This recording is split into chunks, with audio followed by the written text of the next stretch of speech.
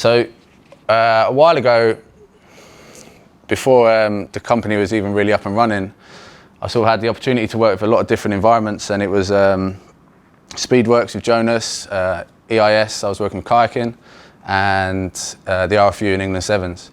So jumping into all these different environments, I recognised there was different challenges, but there was something that connected them. So I was keen to figure out like what connects every sport, what's true to every sport. And at the same time, I was listening to some Jordan Peterson stuff. He was talking about order and chaos and mythology and heroes. And I realised that this hero story is the same thing that everyone in sport's trying to achieve. So we settled on this philosophy of cultivating heroes. Our ultimate aim is to cultivate heroes. And heroes are those who can face chaos and prevail. So the best athletes jump into a chaotic situation of their sport every weekend or whenever they compete, and they solve that problem.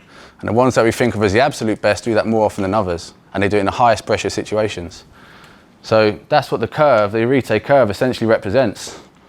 So you start off in a place, many of you recognise it as stimulus adaptation. It's the same thing. You start off in a place, bad things happen or tough things happen. At some point you're going to bottom out, and then you start to recover, and you end up being a stronger, better, more realised individual, hopefully. Obviously that doesn't happen in one go. There's loads of these little curves, there's loads of these little journeys through life. Hopefully, if everything's going well, it's a nice progression upwards. Everyone knows in reality it's not that linear, it's much more messy than that. But too much chaos too soon can destroy you. So if you just jump an athlete into something that's very challenging, they'll give up. Motivational despair. In other times of life, or it can be injury.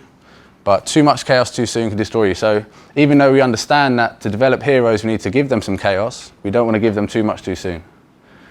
And that's what that logo you saw at the start, the yin yang, you've probably seen on some of our stuff, that's what that essentially represents. So the Taoists taught that yin yang is basically a representation of order and chaos. The white section representing order, and the black section representing chaos.